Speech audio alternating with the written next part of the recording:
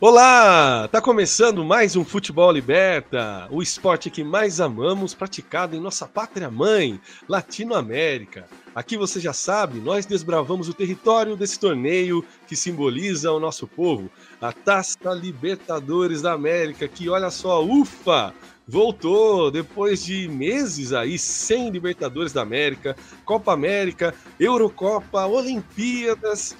Agora, nessa semana que passou, já tivemos os jogos das oitavas e, para mim, já começa a ser criado as narrativas, aquilo que vai ficar marcado na história, né? Será que o Palmeiras vai conseguir manter o seu bom momento? Ou agora é a vez do Botafogo assumir o protagonismo no futebol sul-americano? O River já tem o retorno do Galhardo e também sonha em ser campeão em casa. São Paulo, que quer estar no Mundial de Clubes, no Super Mundial do ano que vem, chega também com tudo, com favoritismo nas oitavas diante do Nacional. E o Flamengo vai aguentar até o final do mês de agosto várias lesões para que isso que a gente discuta. Nós temos aqui o nosso time de grandes sabedores aqui do futebol sul-americano, Marcelo Bezerra, Jonas, Pequeno Gafanhoto, o Douglas Dias e o Denis Rubo, que é aquele que já vai começar. Grande jogo aqui dessa semana que passou, Palmeiras e Botafogo. Bom dia, pessoal. Bom dia, Denis. Bom dia e boa tarde, boa noite. Bom, Palmeiras e Botafogo. Acho que primeiro assim, né? Foram 2 meses, né? 2 longos meses antes desses jogos das oitavas de finais. E muita coisa aconteceu, né? Primeiro, nós tivemos uma Copa América, em que vários jogadores de clubes que jogam a Libertadores jogaram pelos seus países, uns chegaram mais machucados, uns se destacaram mais, né? A gente tem também esse momento de contratações, né, e de vendas de jogadores, e também temos também as lesões, né, de muitos jogadores importantes desses clubes que estão participando da Libertadores. E eu acho que são esses 3 elementos que vão metamorfoseando os clubes, e os clubes, basicamente, eles escalam seus times diante dessas circunstâncias, né? Não, é impossível fugir dessas circunstâncias. Então, eu sempre tenho pensado muito, né, sobre sempre essa questão que se coloca muito assim, quem são os titulares, né? Mas esse tem que ser titular. E os técnicos, de uma maneira mais ou menos, eles acabam escalando seus times de acordo com essas questões, né? E principalmente das lesões, né? A gente tem exemplos de jogadores que jogaram muito bem a Copa América e que retornaram aos seus clubes e não estão jogando nada, né? Então, assim, é difícil, né? É difícil. E, curiosamente, né, quando a gente pensava no Palmeiras e Botafogo, no dia do sorteio, a visão naquele momento era uma visão de que o Botafogo estava muito acima, né, do Palmeiras, naquele momento, e o Palmeiras não conseguiria. E voltamos 2 meses, né, e parece que está a mesma coisa, né? Mudou nada. Porque, quer dizer, mudou tudo, mas não mudou nada, né? Porque eu lembro que o Botafogo caiu muito de produção. Depois do sorteio, o Palmeiras começa a ter vários jogos seguidos com vitórias. Então, assim, você vai tendo uma série de oscilações desses times, né? E, assim, eu não sei o que falar muito sobre o Botafogo e o Palmeiras, né? O Botafogo foi melhor, né? Mereceu ter ganho. O elenco do Botafogo é um elenco muito bom, É um elenco que, embora o Botafogo esteja aí no farol dos favoritos, começa no ano passado de maneira surpreendente, e muito daquele time do ano passado já não existe mais, e esse time se reforçou muito, muito bem, e é um time difícil de se bater. Eu também acho que eu vou adotar um discurso um pouco até do o que o Abel disse, assim, né, na entrevista dele. A entrevista do Abel é muito interessante, porque alguém que tenha visto atentamente a entrevista percebe que o Abel conhece muito bem o estilo do Botafogo. Muito bem. Ele sabia exatamente o que o Botafogo iria fazer. Então, assim, é muito curioso, né? Porque deve ser uma frustração muito grande, né? Você saber o que o seu adversário vai fazer, exatamente o que o seu adversário vai saber, e você não... quer dizer, você passa isso para os jogadores, né? Toda a organização do time é para reter essas potencialidades do Botafogo, mas é isso, quando você tem jogadores com uma técnica muito elevada, você embaraça isso, né? Nem sempre você consegue segurar. E foi uma noite que, enfim, a zaga do Palmeiras está péssima. Há muito tempo que eu olho o Gustavo Gomes. O Gustavo Gomes, ele joga, como o âncora disse para mim esses dias, joga com a camisa, né? E joga mesmo, né? Porque ele é talvez o maior zagueiro que a gente teve, ou um dos maiores zagueiros da história do Palmeiras, mas é um cara que desde o ano passado ele compromete absurdamente, né? O gol do Boca na semifinal começa ali com ele, o gol do Flamengo pela Copa do Brasil, né? Que estava se encaminhando aquele 1-0, né? Que seria o palmeirense estaria comemorando aquele 1-0 na Copa do Brasil, né? Então foram dois erros, 2 gols de erros individuais, curiosamente 2 gols de contra-ataque do Flamengo, né? O Flamengo só ficou com a bola o tempo inteiro, né? Contra o Palmeiras, faz 2 gols de contra-ataque, assim. Inclusive, a bronca foi exatamente essa, Denis. Como é que pode um time visitante, num mata-mata, tomar gol de contra-ataque, né? Não dá, né, cara? Não dá. Tomou de novo contra o Botafogo. Né? A impressão que eu tenho é que o Palmeiras é um time mais desatento hoje. Eu não vou entrar nessa questão, não tem vontade, meu Deus, né? Mas é um time, me parece, mais desatento, me parece mais desorganizado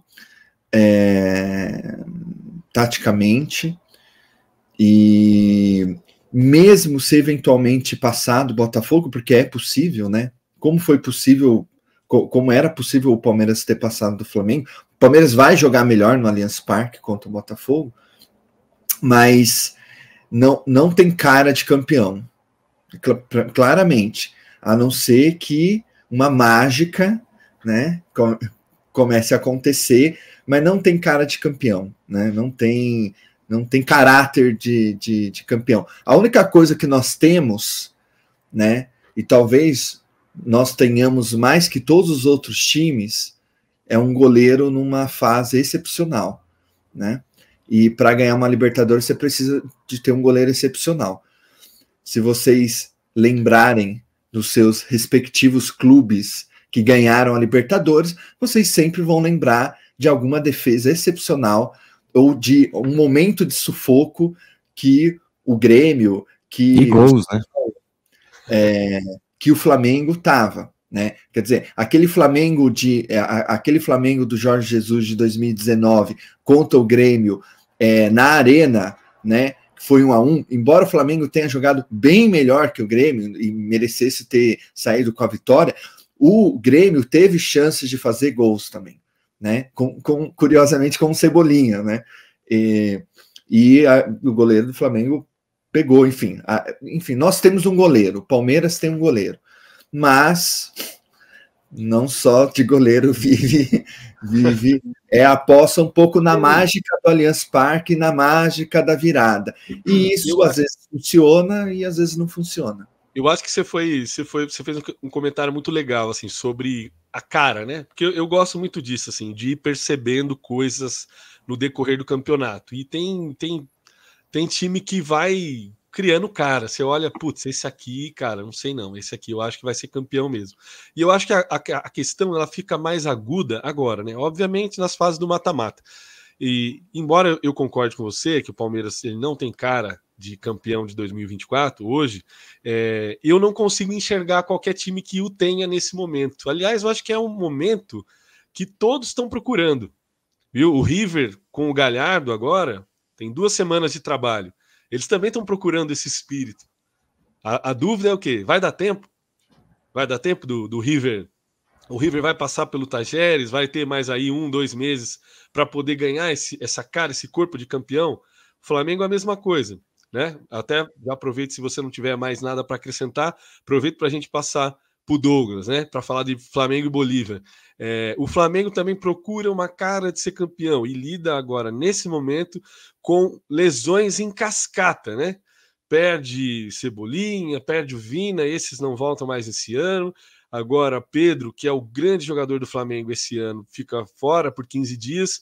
E o Gabigol, que está envolto em um monte de polêmica, também fora, até por mais tempo, né? Só volta no final de setembro, deve ter aí 1 mês para tratar essa lesão na coxa. Isso, levando-se em conta aqui, fez um primeiro jogo contra o Bolívar que conseguiu uma boa vantagem durante essa semana, 2-0 no Maracanã. Teve alguns momentos de susto, né, Douglas? Uma cabeçada na trave ali do Bolívar, que poderia ser o empate do jogo, mas também teve chance, né, de fazer mais, né, uma vantagem maior, e agora se prepara para ir para La Paz, né? E aí eu já chego perguntando para o Dougão, esse momento, Douglas, do Flamengo, de lesões, e que também se vê um cansaço no segundo tempo, né, pelo calendário maluco brasileiro, como é que está a expectativa para o jogo lá em La Paz, que é meio que você entrar cansado, né? Não sei qual vai ser a estratégia do Flamengo para lidar com a altitude, que a gente já comentou aqui 1000 vezes, mas me conte aí o que suas impressões de Flamengo e Bolívar e o que está dizendo o seu coraçãozinho sobre essa oitava de final. Então, em primeiro lugar, bom dia, boa tarde, boa noite aos colegas aí do Futebol Liberta, aos grandes amigos, pessoal que acompanha a gente aí. Flamengo e Bolívar foi fortes emoções, né? Fortes emoções, o Flamengo entrou entrou bem, né? Eu vi muita gente reclamando da atuação do Flamengo, mas eu não achei que o time foi mal, não. Achei que o time, o que aconteceu ali com o Flamengo, né, no jogo contra o Bolívar, no Maracanã, jogando em casa, com a torcida e tal, foi o que a gente comentou várias vezes aqui já durante a temporada, que é o fato do Flamengo perder muita chance de gol, cara, né? Então, assim, o Flamengo conseguiu produzir bem ali no começo, principalmente nos primeiros 20 minutos ali, conseguiu chegar perto do gol, conseguiu ter algumas chances ali, o goleiro Lamp, muito bom, a gente falando aqui de goleiro, né, o Lamp teve uma atuação muito boa, pegou boas bolas ali, que poderiam ter aumentado a vantagem do Flamengo, né, nos primeiros 20 minutos ali o Flamengo conseguiu entrar bem, pressionou o Bolívar, logo nos primeiros 5 minutos teve 2 chances claras de gol ali, então que o Lamp fez boas defesas, então podia ter, e a outra o zagueiro tirou em cima da linha ali a bola do Arrascaeta, então podia ter aberto a placar ali e aí condicionaria o jogo de outra forma, né, e tudo mais. Mas o Bolívar, ele jogou de uma maneira, eu achei até que bem inteligente. A gente normalmente comenta, né, que os times da Bolívia, né, questão da altitude e tudo mais, né, muita gente fala, mas o Bolívar é um time que vai além disso, e ele joga diferente do que os outros times costumam fazer, né? Porque na lógica ali, o cara fala, se na altitude os caras resolvem, os caras vão vir para cá e vão jogar com o caminhão estacionado na frente do gol ali, né? E tentar sair daqui com uma derrota mínima ou empatar o jogo tal para resolver lá. E o Bolívar, ele se mostrou um time mais aberto, jogando, inclusive, como você falou, gerando chances, colocando o Flamengo em situações complicadas ali algumas vezes, né? Teve 2 bolas na trave, uma foi dada uma falta, né, em cima do Varela, mas teve 2 bolas na trave, primeiro um chute, depois uma cabeçada. O Flamengo conseguiu abrir o marcador ali com o gol do Luiz Araújo, né, numa jogada belíssima ali, que o Pedro deu um passe incrível, e é isso, o Pedro é um jogador que nesse ano tem sido fundamental para o Flamengo. Na verdade, ele vem já há algum tempo ali jogando muito bem, mas esse ano tem sido fundamental para o Flamengo, nosso artilheiro, com um monte de assistência também, é um jogador que desequilibra muito ali durante o jogo, e deu esse passe, e aí logo em seguida, numa arrancada ali, sofreu a lesão, né, e aí depois o Flamengo jogou aí 60 minutos com 1 a menos, que aí entrou o Gabigol no lugar. Explica direito isso aí. Entrou o Gabigol no lugar, né, rapaz? Aí é impressionante que, apesar de tudo, apesar de não jogar bem há tanto tempo, apesar de todas as polêmicas, o Gabigol, ele tem uma mística aí, vamos dizer assim, que a gente falou aí durante a semana, a questão da mística aí, que a torcida comemorou a lesão do Pedro e o Gabigol entrar, que é uma coisa surreal, assim. Aliás, Douglas, rapidinho, eu rachei o bico com a rabugentice do Mauro César falando sobre isso. Não é possível que a torcida ainda comemorou. Como é que tem gente ainda que ama o Gabigol, cara? Carisma, bicho. Carisma. Então. É gol em toda a final da Libertadores, meu irmão. Não é fácil, não. Respeito o exatamente. Ele conseguiu chegar ali num tamanho, num patamar, numa importância para a torcida do Flamengo, que assim, não importa o que o cara faça, a torcida tá do lado do cara. E aí, quando viram que ia entrar ali, o Maracanã veio abaixo, aquela coisa, aquela comemoração e tal. Mas assim, é até assustador, né, falar isso. Eu que vi o Gabigol ali no auge, fazendo gols importantes, sendo decisivo todos os momentos que o Flamengo precisava ali. É até triste ver o cara em campo hoje, porque se ele não acerta rigorosamente nada, cara, né? Tanto que levou até a gente aqui no grupo lá da produção, alguns membros aqui, não vou citar nomes, falaram que Gabigol tá de sacanagem mesmo, que ele não joga porque ele está de sacanagem. Mas é isso, cara, ele tropeça na bola, ele erra o passe, ele chuta errado, movimenta errado, é assustador de vez.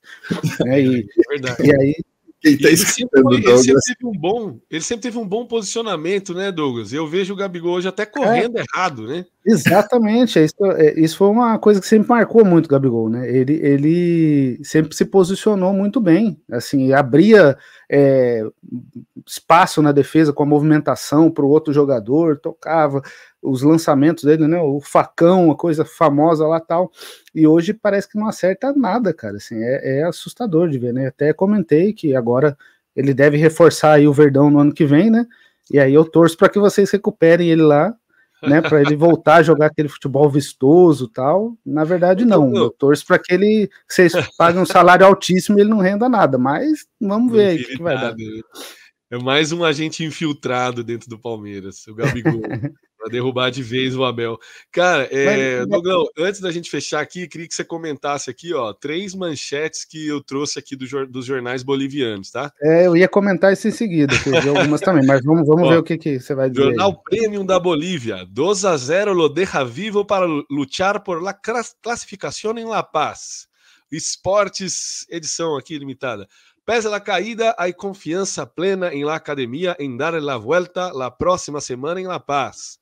Y Opinión de Esportes, Bolívar compite en Río e llave queda abierta por la vuelta. Ou seja, né? Todo mundo, não digo assim hiper otimista, mas eu acho até bacana. Eu acho até bacana se você noticiar que o time tá vivo, né? E eu acho que assim, bom pro futebol. A gente falou do futebol boliviano aqui e tal. O Bolívar vem numa sequência muito boa, né? Líder do Clausura, tem dominado o futebol boliviano, né? É um time de projeto, como já foi falado aqui, Grupo City, etc. E tá invicto em La Paz na Libertadores, né? O que você fala sobre essas manchetes para a gente poder seguir aqui com o nosso programa também? Então, só para fechar, né, que aí depois o Flamengo parecia um time muito ansioso para fazer os gols ali, né, por conta da questão de levar o jogo depois para altitude. O Flamengo parecia que, assim, queria abrir logo uma vantagem grande ali, e aí com isso um time ansioso não conseguia, né, ampliar essa vantagem. E aí no finalzinho ali, depois de tomar um susto, quase tomar um empate, o Léo Pereira consegue, né, fazer essa vantagem de 2-0. E aí, assim, eu também tinha separado aqui duas manchetes que eu acho que dizem tudo, né, que é mais ou menos na linha do que você falou. Uma é do El Diário, que diz Bolívar, hay esperanza. E a outra diz Bolívar, Bolívar sale com vida del Maracanã, pero está obrigado a golear em La Paz. Acho que é mais ou menos isso. Jogando em La Paz a situação é diferente, o time é muito forte. Mas, assim, um retrospecto que eu peguei aí, um histórico, né, diz que, assim, o Bolívar, apesar de ganhar muito, tá 100% né, jogando em La Paz, ele nunca, nessa Libertadores, e já há algum tempo aí, ele nunca fez mais do que 2 gols. E, por exemplo, o jogo na fase de grupos foi 2-1, né, então, assim, eu acredito, quero acreditar aqui no meu coração, que o Flamengo consegue um 2-1 lá, perde o jogo, porque o Flamengo nunca ganhou, aliás, nem empatou com o Bolívar em La Paz, perdeu todos os jogos lá até hoje. Acredito que o Flamengo perde aí por 2-1, já dando meu palpite, mas consegue passar por conta de um golzinho salvador aí. Muito bem, Douglas. Vai ser um jogo muito legal. Não perderei esse jogo de maneira alguma. E outro jogo que chamou muita atenção aqui durante a semana foi um dos primeiros jogos, né? Lá na terça-feira, 7h da noite. Lá em Curitiba, né, o Grêmio, infelizmente, tendo, né, por conta da tragédia, ainda que jogar fora dos seus domínios, conseguiu uma vitória de virada, né? A lá Grêmio, né, Jonas, pequeno gafanhoto, e Douglas Dias. Nós tivemos um Grêmio raiz nessa Libertadores, enfrentando o Fluminense, saindo atrás e buscando a virada com 2 gols de quem? Aquele que nunca critiquei, o Rei. Fala dele. Por favor, discorra sobre esse jogo e as perspectivas da volta, né? No Maracanã, me parece que aquele afã do Fluminense que quando chegou o Grêmio e tal tem diminuído, hein? Já são derrotas, né, para o Grêmio, para o Vasco, empates ali indigestos, né? Aquele Fluminense que estava doido para sair da zona do rebaixamento, que enfrenta o Corinthians agora, né? Nesse sábado que nós estamos gravando, não falei nada, né? Hoje é sábado, dia 17. Nós temos um Fluminense aí que talvez esteja precisando tomar um fôlego. Mas conta pra gente aí, Douglas e Jonas, o que vocês viram de Fluminense 1, Grêmio 2, jogo lá no Couto. Saudades do Couto Pereira. Só um registro, âncora, se você me permite. Você citou... Por favor. Deu a hora certa, né? 10h36 pelo horário de Brasília. 17/8/2024, e a gente registra aqui nessa manhã de sábado, né? Agora, né, depois de tantas fake news que ao longo da nossa existência se passaram, o falecimento do senhor Silvio Abravanel, popular Silvio Santos, faleceu hoje aos 93 anos, vítima aí de H1N1, só para deixar registrado porque é um ícone, né, da comunicação brasileira, e faleceu hoje o senhor Silvio Santos. Só para deixar aqui o registro, e segue aí as informações de Fluminense e Grêmio, Jonas Rossi. Torcedor do Corinthians, Silvio Santos. Douglas quer comentar primeiro? Como é que vai ser? Vai daí, Jonas! Então tá. Bom dia, gente. É o seguinte, senhoras e senhores, para falar desse confronto aí de Grêmio e Fluminense, a gente vai ter que voltar aí uns 2 meses atrás, lá, ou pelo menos um mês, né? Lá em junho, quando o Grêmio e Fluminense compartilhavam a vice-lanterna e a lanterna do Campeonato Brasileiro. E esses 2 clubes, por vontade dos deuses, das deusas, ou sei lá o que, do futebol, acabaram se cruzando nas oitavas da Libertadores. E fizeram uma campanha aí, ou estão fazendo uma campanha nesse momento, no campeonato, tanto no Campeonato Brasileiro quanto na Libertadores, uma campanha de enfermaria, uma campanha de recuperação. Fizeram essa campanha de maneiras diferentes. Primeiro o Fluminense teve que trocar o seu comando, saiu de Fernando Diniz, conseguiu aí trazer reforços, no caso o Inácio, Thiago Silva, o Terans, que ainda não sei se atuou ainda o Terans. O Grêmio trouxe também reforços, mas deu respaldo para o técnico Renato Gaúcho, nesse caso. E aí a gente lembra do fatídico dia em que o Grêmio fez a coletiva de imprensa com o Jeromel e Kahneman. E aí eles deram as mãos. E aí a gente tem um retrospecto positivo desses dois times, o que acabou surpreendendo a todos em relação ao Campeonato Brasileiro, em relação a como esses times viriam para esse primeiro jogo e para o segundo jogo das oitavas de final da Libertadores. O que é surpreendente. Por exemplo, o Fluminense, em 8 jogos com o técnico Mano Menezes, agora novo comandante, conseguiu fazer 14 pontos, o que deu um pouquinho de gás, deu um pouquinho de ânimo para enfrentar a luta, né, para conseguir lutar contra o rebaixamento. E o Grêmio conseguiu sair da zona do rebaixamento, mas ainda está ali e corre perigo. O Grêmio mesmo fez, vamos ver aqui, fez 13 pontos em 15 disputados. É atualmente o primeiro colocado do retorno do Campeonato Brasileiro. Isso também deu um gás para essas oitavas de final da Libertadores. Ambos os times, a gente deve lembrar também, foram eliminados, né? O Fluminense na Copa do Brasil. O Fluminense foi eliminado para o Juventude, o Grêmio foi eliminado para o Corinthians. No caso do Grêmio, foi eliminado nos pênaltis. O Juventude conseguiu um tempo normal eliminar o Fluminense. Mas são dois times aí que demonstram a recuperação e que chegam totalmente diferente do que estavam em junho, do que se previa. E foi justamente esse, assim, o fundo dessa primeira partida lá no Couto Pereira. Foi um jogo emocionante. O Fluminense jogou melhor grande parte do tempo. O Fluminense soube fazer, conseguiu articular melhor suas jogadas, conseguiu envolver o time do Grêmio com a posse de bola. Tanto é que, se vocês pegarem na estatística, o Fluminense foi melhor no quesito posse de bola, no quesito passes, teve mais finalizações. Porém, a gente está falando de um Grêmio que ele é muito copeiro, ele é muito raiz, ele vai lá, ele luta, ele consegue o resultado. Desde o momento lá do poder da amizade, desde o momento em que Renato lá uniu seus jogadores, conseguiu esse apoio, o Grêmio se importa apenas com os resultados. Os resultados são mais importantes do que a beleza do espetáculo, do que a firula e tudo mais. E o Grêmio tem tido essa filosofia, conseguir os resultados.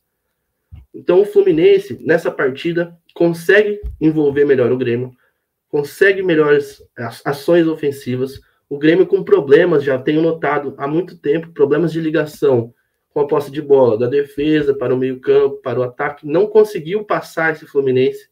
Fluminense bem armado pelo técnico Mano Menezes. Inclusive, deixo aqui um elogio ao Mano Menezes. O que ele está fazendo com o Fluminense é de se ressaltar que o Fluminense tem melhorado e é um time que luta hoje e talvez que não vai cair. Sim, Lucas. Manda aí. Não, eu falar que nada mais gremista do que mandar um abraço pro Mano Menezes. Eu acho que o gremista tem uma história realmente com o Mano Menezes, né?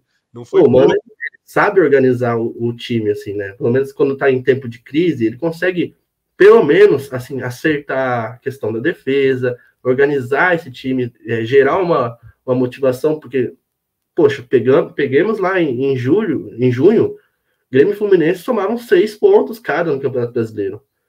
E o Fluminense estava numa situação ainda pior, porque o Grêmio tinha 2 jogos a mais, 2 jogos a menos. O Fluminense conseguiu uma reação improvável, talvez, e hoje está ali para sair da zona do rebaixamento. E hoje também chega vivo nas oitavas de final, porque é um jogo ainda aberto, apesar da virada do Grêmio, apesar dessa pequena vantagem, o jogo vai ser no Maracanã, um jogo totalmente aberto. O Fluminense vai impor uma pressão ao Grêmio, vai tentar fazer o gol no começo do jogo, isso é fato, mas também a gente tem que ver que o Fluminense tentando se abrir, o Fluminense tentando atacar, vai sobrar um pouco de espaço que não teve no Couto Pereira para o Grêmio jogar. O Grêmio precisa de espaço, tem seus velocistas, tem o Pavon, tem o Soteldo, consegue lançar também para o Bright White. Então, assim, o Grêmio vai ter um pouquinho mais de espaço, mas vai ter que se cuidar. E retomando o primeiro jogo, nós tivemos aí um herói improvável, como você falou, né? o King Naldo. E o cara, deixa eu falar para vocês aqui, meus amigos e minhas amigas, o Reinaldo, ele saiu na publicação antes do jogo, do pré-jogo, com a camisa do título de 95, a Celeste. E aí ele vai lá e faz 2 gols. É a mística, gente. É a camiseta, não tem jeito. O homem foi lá, publicou a foto, fez 2 gols. Toma. Libertadores é sobre isso. É sobre isso. É engraçado, né? Porque daí a gente vê aí o Jonas Pequeno Gafanhoto fazendo todos esses elogios aí ao Reinaldo. E aí a gente nem imagina que anteriormente ali, se a gente pegar aí, vazar aí as mensagens aí no grupo, entre os membros aí, havia tantos questionamentos aí à qualidade do jogador que botou o jogo debaixo do braço. O Jonas ainda nem tanto. O Bezerra, que vai falar agora do São Paulo, ele esculachou o Reinaldo muito mais, mas não vou expor aqui, né? O Bezerra, tudo bem. Pode expor, falei mal mesmo. Digamos que o Bezerra perdeu algumas noites de sono quando o Reinaldo... E a história, ela é teimosa, porque eu também, dentro dessa minha análise crítica aí do jogador, disse justamente que ele tem as suas virtudes, mas que na hora H, no dia D, como diz o outro, o King Naldo, ele às vezes acaba deixando na mão, viu? Não é querer rogar praga, não, mas está aí, né? Calma. Experiência própria. Calma. Bezerrinha, só para fechar aqui o Grêmio e Fluminense, eu acho que assim, uma opinião minha aqui também, fica aí para o nosso internauta que vai curtir, vai assistir o nosso programa também, debater, mandar seu comentário, não seria melhor, né?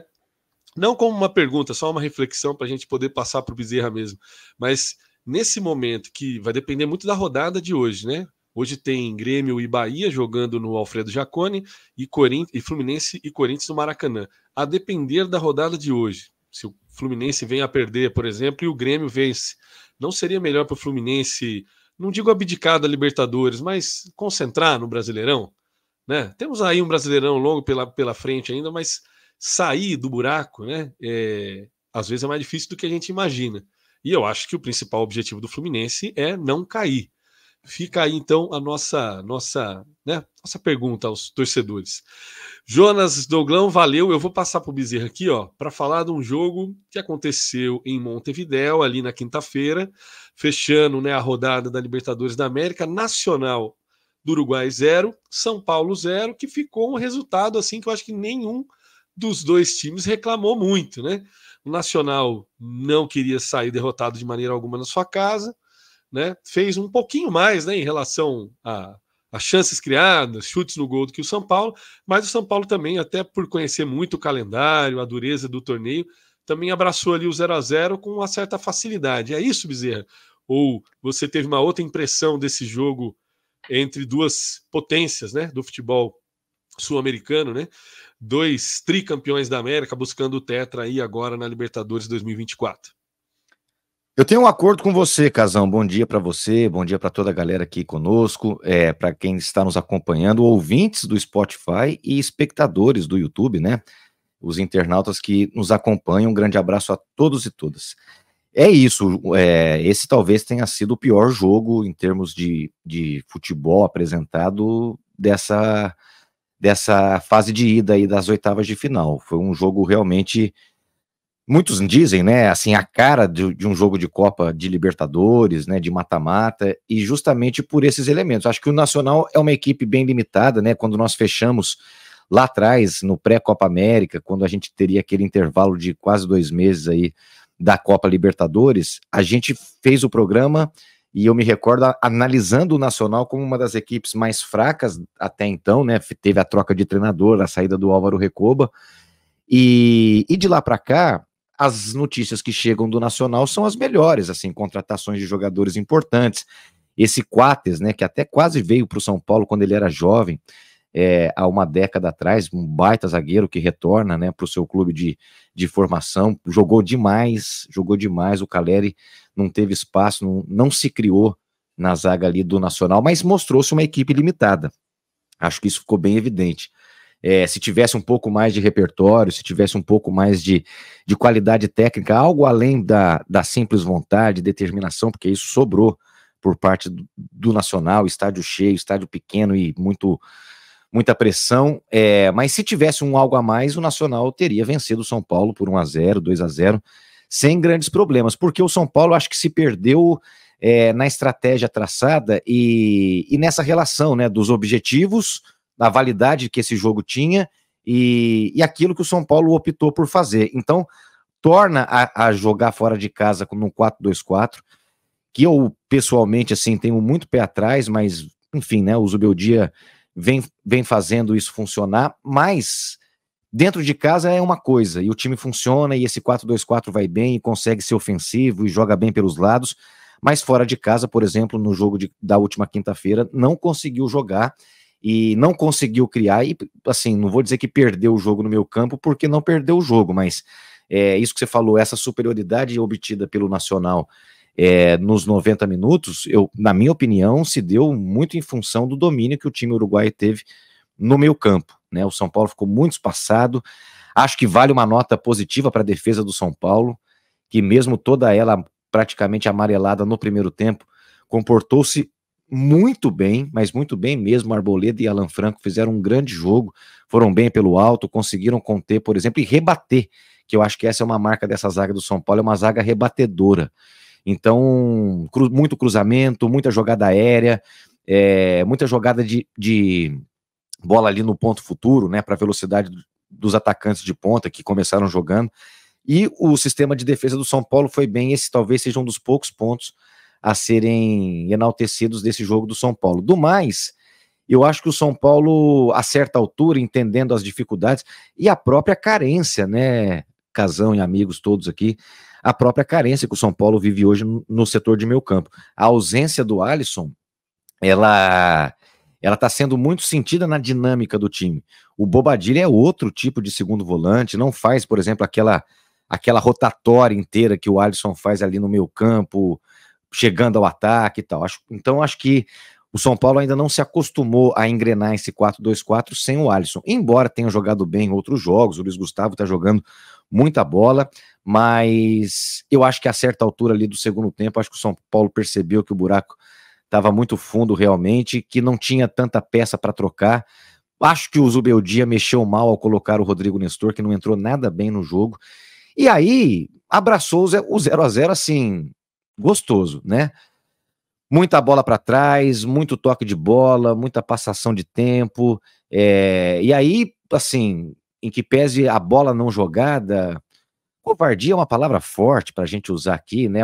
Mas abdicar do jogo, abdicar do jogo no sentido estratégico de saber que tem para matar no jogo da volta, é algo também, assim, né, sendo bem frio, para falar a verdade, porque na hora que você tá vendo o jogo, você não consegue ter essa percepção, né, mas sendo bem frio e calculista, faz sentido, né, então, ganhar Copas tem a ver com isso, né, tem a ver com saber a hora de pisar no acelerador, a hora de botar o pé no freio, e acho que o São Paulo, a certa altura, pesou tudo isso. Trouxe para casa um 0-0, que eu concordo com você, acho que ninguém ficou triste com esse 0-0. O São Paulo tinha o objetivo de sair de lá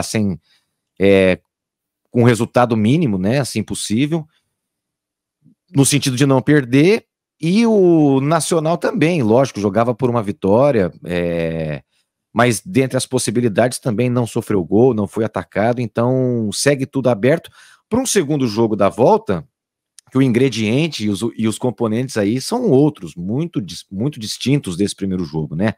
Talvez aí a gente tenha um jogo mais essencialmente falando do que é São Paulo e do que é Nacional, né?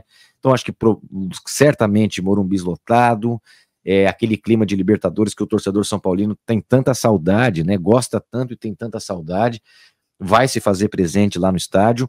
E aí um São Paulo certamente propositivo, certamente jogando no campo do adversário, que também, por sua vez, se vê muito à vontade nesse contexto, né, Casão?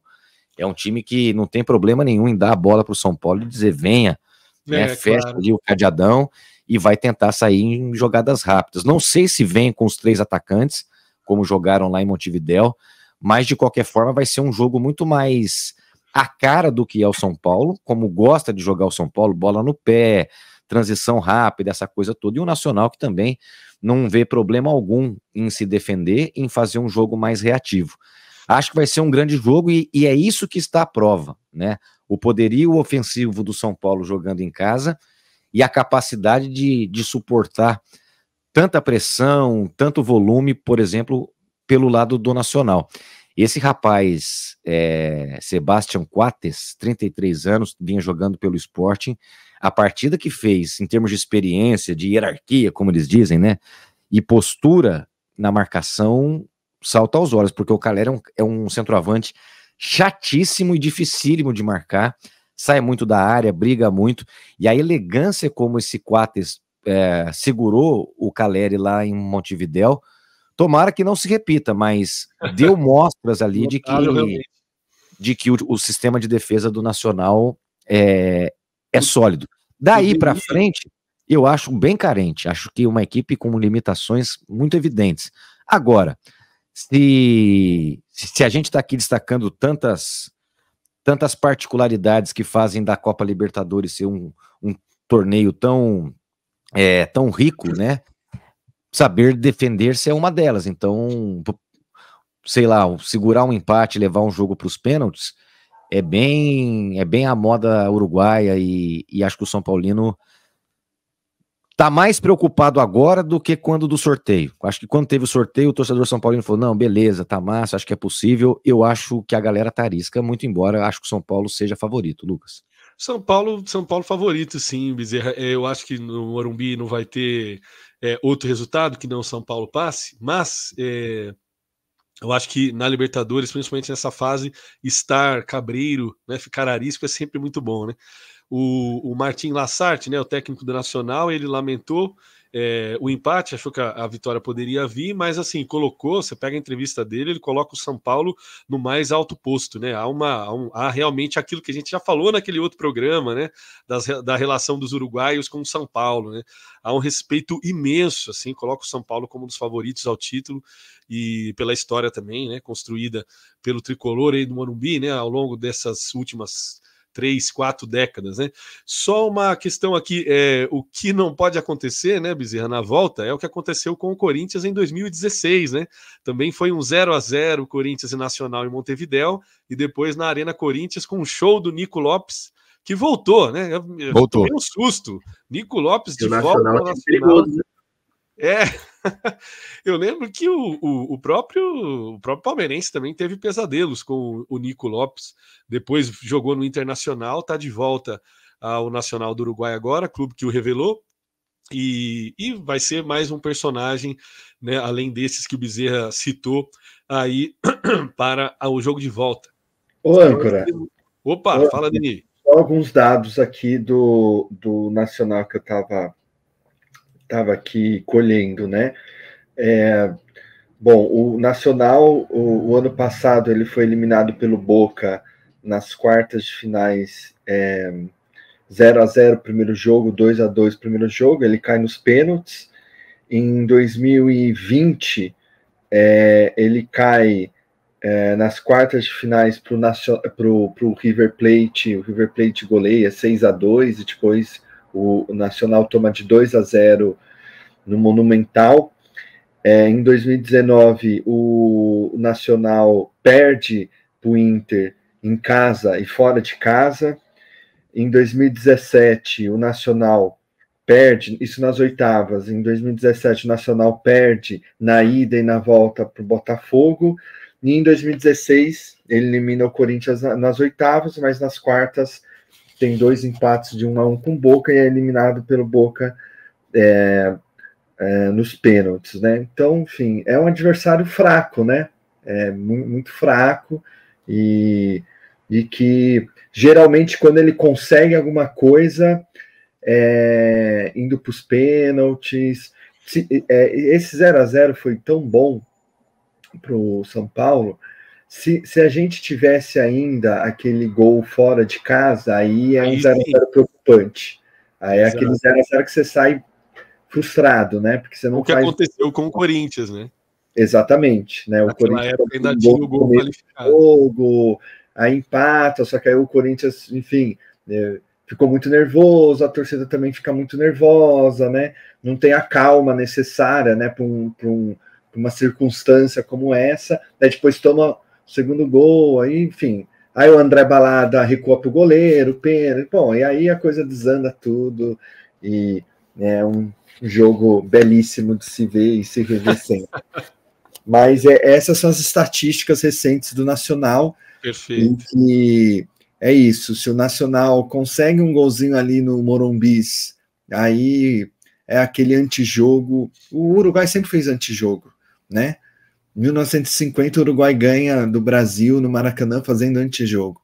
Então isso está no DNA dos uruguaios, né? Basta você se dialogar com esse tipo de estratégia e ver o que é melhor. Para isso precisa ter muita cabeça. O antijogo. Vou fazer um brinde aqui ao fim do gol qualificado, né?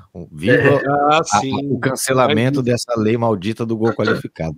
O antijogo é um jogo jogado também. Então, o antijogo faz parte do jogo, claro, sem dúvida. Furar a bola, né? Isso aí, poxa, também faz parte. Mas eu entendo ali o que o Denis está colocando, acho que mostra, né, o momento do futebol uruguaio no geral, né? Agora, que o Bezerra falou que a gente precisa ressaltar é que realmente, ainda muito fraco, né? O Nacional mudou muito depois que saiu o Álvaro Recoba, né? Ele se reorganizou como equipe, uma equipe mais sólida, né, com o Recoba era muito inconstante, né? Basta ver aí como foi, né, como o Peñarol domina o Abertura, né? Já o campeão do torneio intermédio foi o Nacional, contra o Peñarol na final, nos pênaltis, ok, mas já se soma aí com o jogo do São Paulo, contra o São Paulo, 8 jogos de invencibilidade do Nacional do Uruguai. Então já é um time mais organizado, com esse técnico experiente, teve, né, foi jogador, né, do Nacional do Uruguai lá nos anos 80, foi campeão em 88. Né, é a terceira vez que ele assume o Nacional. Isso, é o Felipão dos caras, assim, comparando com os palmeirenses, né, é aquele técnico que foi, voltou, vai e volta, nunca acaba a relação de treinar a equipe, né, e sempre muito coeso nos trabalhos, né, deu uma outra característica para o Nacional, que embora eu acho que o São Paulo passe com facilidade, já melhorou um pouquinho, né? Já começa a incomodar o Peñarol, que estava reinando ali no futebol uruguaio com a Aguirre, que faz um trabalho ainda muito melhor. Aproveitando para falar do Peñarol, foi 4-0, né? Esse primeiro jogo, 4-0 Peñarol jogando em casa contra o The Strongest, e agora vai para a altitude, né, nessa semana, tentar definir a sorte lá em La Paz. Cenário parecido com o do Flamengo, né? Até só um parênteses aqui que eu deixo para a gente matar já essa questão, me chamou a atenção a explicação, né, de como será o plano de jogo do Aguirre, e depois a gente pode até comparar com o que ia acontecer com o Flamengo, né? O Aguirre vai, óbvio que o calendário uruguaio permite, né, essa viagem antecipada, mas o Peñarol vai viajar para La Paz 4 dias antes, e parte do trabalho com a aclimatação dos atletas envolve sessões de acupuntura. Eu já fiz acupuntura. Vocês já fizeram acupuntura, gente? Já fiz acho que 2 vezes e adorei. Cara, eu nunca fiz acupuntura, mas acho que é isso que falta pro Mengão, tá vendo? Acupuntura, pra gente poder ganhar na altitude. Falta pra mim, pra nós tudo aqui, viu?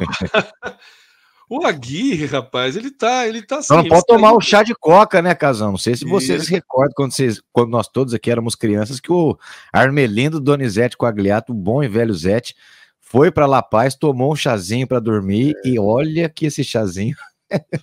Segundo o Guerreiro também foi um chazinho de coca que ele tomou também. Pois que levou a situação lá, né? Tomar um chá de coca para dormir é um contrassenso, né? É um contrassenso, expressivo. Vocês sabem que, assim, eu me surpreende, eu tinha uma imagem do Aguirre, assim, de ser uma pessoa muito dura, né, e tal, muito fechada. Que nada, rapaz. Já foi noticiado no começo do ano que ele resolveu os conflitos internos lá no Peñarol, com churrascos, né, na casa dele e tal. Churrasco, resenha, parrilhada. E né, outras cositas mais, né? Não é, Bezerra?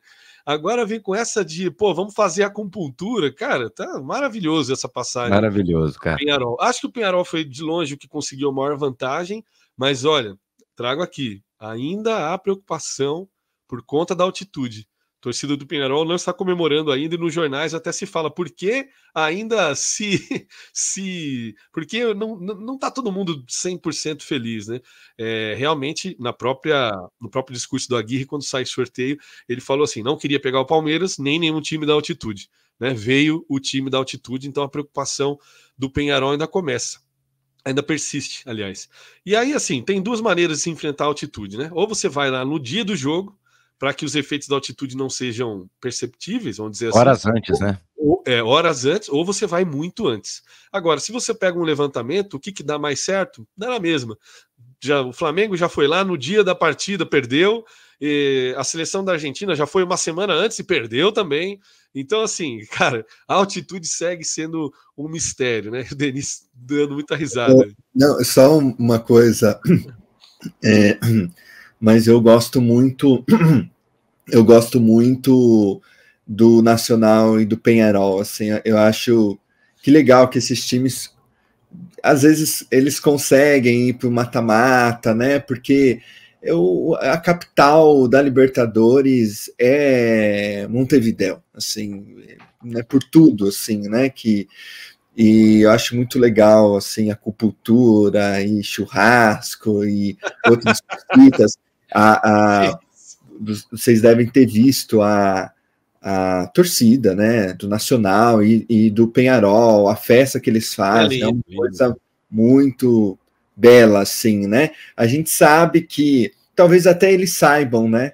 E talvez por isso que eles são tão diferentes da gente, né? Eles sabem que, assim, né, os times são muito aquém dos times que, de fato, estão brigando, né? Mas às vezes eles conseguem ali, né? Vai ali, solta um golzinho no Morumbi, sei lá, o Zubeldia fica ali louco, é expulso, aí as circunstâncias começam meio que moldar ali uma partida que supostamente São Paulo ganharia, às vezes isso pode acontecer, né? Mas é legal que eles participem, né? E eles vão preenchendo, né? Ainda que não ganhem mais títulos, né? Há mais de 30 anos, né? Não, mais de 30 anos, né? Quase 40 anos, mas é legal, né? São dois clubes, assim, fantástico, e é sempre legal. Sem dúvida, e tem muito a ver com e vale destacar que na imprensa uruguaia, sobretudo na imprensa esportiva uruguaia, tá valendo aqui até horas antes da nossa transmissão aqui, da nossa gravação, há uma cobrança por parte da mídia uruguaia justamente para que algum clube, faz muito tempo que os uruguaios não avançam, não chegam longe, não se destacam na Copa Libertadores. Então, é algo até, assim, não exclusivo de um ou outro, a mídia de um ou outro, mas sim uma questão mais ampla lá no Uruguai, para que os times uruguaios, sobretudo os grandes aí, que estão na disputa, né, possam ter um papel mais protagonista, né, porque nos últimos anos, de fato, vem sendo saco de pancada aí de todo mundo. Quem sabe não em 2024, né? É possível aí o Peñarol passar e depois vai ter um momento de decidir ali ou contra o Flamengo ou contra o Bolívar, né? Altitude de novo, quem sabe, né? Se vier a altitude do Bolívar, o Peñarol já está escolado em fazer acupuntura e enfrentar a altitude. Fala, Denis. Não, gente, mas não dá, né? E não é há muitos anos, né, Bezerra? É há 40 anos. Então, assim, vamos... Assim, mas pensa bem, Rodrigo, pensa bem, se caso o Bolívar passe do Flamengo e o Peñarol deve confirmar a classificação contra o Strongest, num confronto Peñarol e Bolívar, será que o Peñarol não belisca ali uma passagem de fase para semifinal? Não, pode passar, mas e aí? Vai para semifinal, e aí? E aí vai pegar o Botafogo. Aquilo, tem cara, assim, tem as características de conseguir passar. Hoje eu vejo, sabe quem passando e indo para uma final? O Botafogo. Eu acho que o Botafogo consegue encarar o Palmeiras, o Botafogo consegue encarar o São Paulo. O São Paulo, a Libertadores, consegue encarar o Flamengo, consegue encarar o River, ou consegue encarar o Atlético Mineiro. Né? O Peñarol consegue encarar isso aí? Vamos debater isso de verdade? Né? O Nacional consegue encarar isso? Não consegue, cara.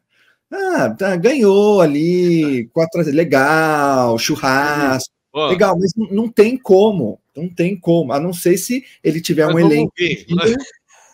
Tudo bem. Não tem, cara. Não tem. Vamos passar aqui para o nosso tema, desculpa te cortar, só para a gente não deixar de falar do River, né, cara?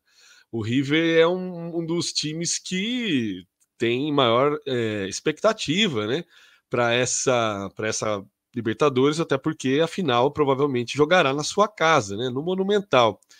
E aconteceu o que todo mundo queria, né, no River Plate, né? Não sei se há tempo, mas Galhardo voltou. Tem aí 2 semanas de trabalho, tem como a primeira missão recuperar o espírito do time, né, que ali no final da era da Michele estava bem abaixo, né? Lembrando que, assim, no próprio campeonato argentino, o River ainda vem mal. O nosso Galhardo ainda não conseguiu fazer o River vencer no campeonato argentino. Na classificação geral, né, pegando aí todos os momentos do campeonato, tá ali ainda na 7ª posição, né, o que o exclui da Libertadores, né? E assim, o jogo contra o Tajeres foi muito na linha, e eu vou falar tudo de passagem, tá, gente? Foi muito na linha do São Paulo e Nacional, o jogo River e Tajeres, e também Atlético Mineiro e São Lourenço, viu? Jogos que, assim, nossa, foram para carimbar aquela máxima que foi hoje, que foi essa semana a máxima mais falada, né? Que, olha, na Libertadores, o jogo, nessa fase mata-mata, o jogo bonito pouco importa, nós temos que pensar fase de mata-mata é assim mesmo, é jogo feio, e a gente ouviu isso de quase todos os analistas aí de futebol, obviamente que só viria com crítica se fosse o Palmeiras fazendo esse jogo feio, né? Mas como foi o Galo, como foi o São Lourenço, né? O São Paulo, o River, então tá tudo certo. O único que não pode jogar feio é o Palmeiras, tá? Orçamento milionário e etc. Mas e o Flamengo, e o Flamengo, obviamente. O Flamengo, exatamente. Eu estava mostrando aqui, é hiper cobrado para um futebol vistoso e maravilhoso desde que o Jorge Jesus inventou esse paradigma lá em 2019, que atrapalha a vida do Flamengo até hoje, né? Diga-se de passagem. Mas então, o Galo, passando rapidinho, sobre o River Plate, gente, confronto ainda em aberto, mas que golzinho no final, hein? Tudo caminhava para um 0-0, um jogo amarrado, o Tajeres jogando com a menos desde a metade ali do segundo tempo, foi expulso o jogador do Tajeres, o River conseguiu se encontrar a partir desse momento que ficou com um a mais, e um golzinho de cabeça resolveu a vida do River, né? Como é a questão do detalhe, né? Foi parecido com a questão do segundo gol do Flamengo, né? Que a cachorrada começando a latir. O segundo gol do Flamengo, aquele golzinho no final do jogo também do Léo Pereira, rapaz, deu um alívio pro Flamengo, e é a mesma coisa que acontece. Bola parada na área do Tajeres, gol do Paulo Dias, o River sai com uma vitória importantíssima lá de Córdoba, e aí a gente vai decidir aqui no Monumental. O River que não perde no mata-mata no Mental desde que enfrentou quem? Exatamente o Atlético Mineiro, né? Naquele ano de 2021, aquele Galo maravilhoso de 2021, que só não ganhou tudo porque tinha o gol qualificado, né? E aí perdeu a Libertadores para o Palmeiras jogando em casa por conta do gol qualificado, mas o Galo venceu lá na Argentina, nas quartas de finais, venceu o River Plate com gol de quem? Nátio Fernandes, que era aquele que vinha exatamente do River Plate para integrar ali o plantel do Galo. Gente, passando para São Lourenço e Atlético Mineiro. É uma coisa que eu falo para os atleticanos. O 1-1 ficou bacana, ficou de bom tamanho. O São Lourenço fez um jogo muito físico contra o Galo. Um cenário parecido, viu, Denis, com o que o Palmeiras enfrentou na fase de grupos, viu? É impressionante como, assim, o São Lourenço no Campeonato Argentino é e tá lá embaixo, né? 26º colocado, se eu não me engano, 24º. Né, preciso dar uma conferida na tabela, porque parece que deu uma subidinha, mas está lá, né, muito mal no Campeonato Argentino, mas na Libertadores fazendo jogos difíceis. O Palmeiras não venceu o São Lourenço na fase de grupos, nem em São Paulo, nem na Argentina, foram 2 empates. E o Galo também, né, empatou numa falha ali de saída de bola, o São Lourenço abre o placar, e depois o Paulinho vai buscar também numa falha do goleiro de São Lourenço também, que pelo amor de Deus, uma rebatida bizarra para dentro da área, Paulinho, né, o nosso filho de Oxóssi jamais, né, caçador ali, rapaz, com o arco e a flecha, colocou lá dentro.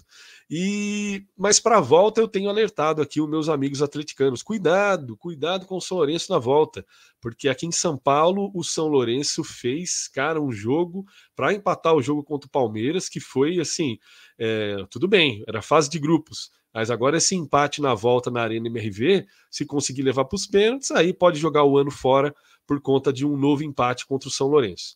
Time chato de enfrentar o São Lourenço, viu?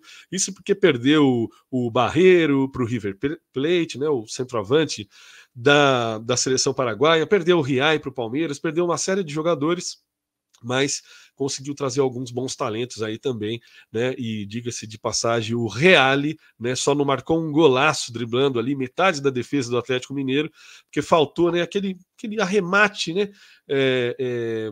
Perfeito para ser uma jogada incrível. Então, olho também nesse jogo. O Galo, para mim, deve passar.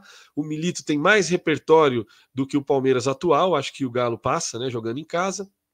E eu acho que é isso. A gente finaliza as oitavas de final da Libertadores da América, jogo de ida. Pô, mas não falou do Colo-Colo e Júnior Barranquilla. Olha, gente, ninguém assistiu Colo-Colo e Júnior Barranquilla. Eu não Nem vi, os torcedores viram. não estudei, não vou mentir para vocês. Para mim, é de longe o jogo mais desinteressante. Foi 1-0 Colo-Colo, que a gente pode falar é isso. Não acompanhei, não li jornal. Me desculpem, mas é o confronto mais... Foi uma vitória importante. Uma vitória importante. É o confronto mais ali. Bom, vamos lá. É o confronto mais fraco, né? Até pela característica dos dois times mesmo. Colo-Colo foi o pior classificado para as oitavas de final da história da Libertadores desse formato atual.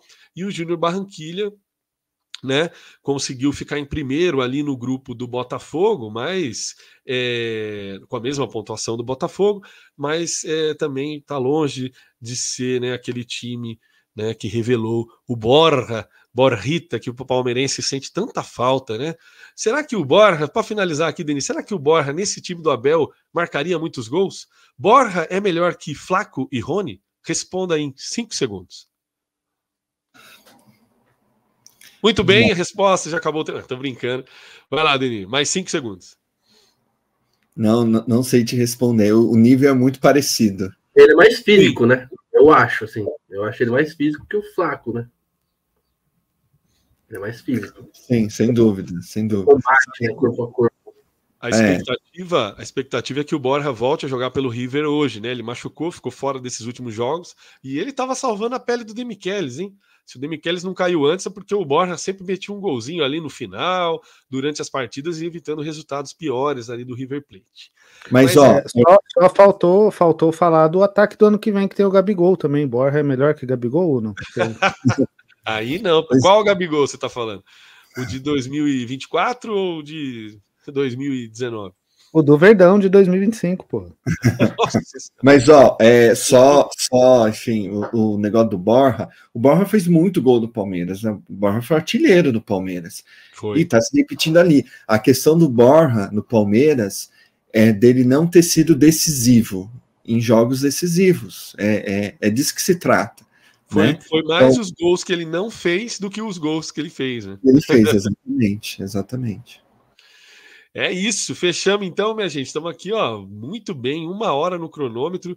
Vou deixar aí uma despedida geral para vocês, Marcelo Bezerra, Deni Rubo, Douglas Dias. Mais alguma coisa para acrescentar ou fechamos mesmo por aqui? Só lembrando, só um destaque que hoje tem a rodada decisiva da Copa Libertadores do Futebol Caipira do Estado de São Paulo. Hoje a Copa Paulista está na 10ª, deixa eu só não perder aqui, exatamente 10ª rodada da fase de classificação, todos os jogos acontecendo no mesmo horário, às 15 horas. Eu tô aqui com a camisa do Capivariano, que hoje joga por uma vitória para classificar-se a próxima fase. E o Quinzão já está classificado, mas joga aí para somar mais pontos, para ter uma boa posição para as oitavas de final. Esse é o meu registro e grande abraço a todos os amigos. Valeu, Casão, até a próxima. Muito bem. Só mais uma coisa também que a gente acabou não citando aí, que foi que novamente nessa rodada da Libertadores, casos de racismo registrados. Boa.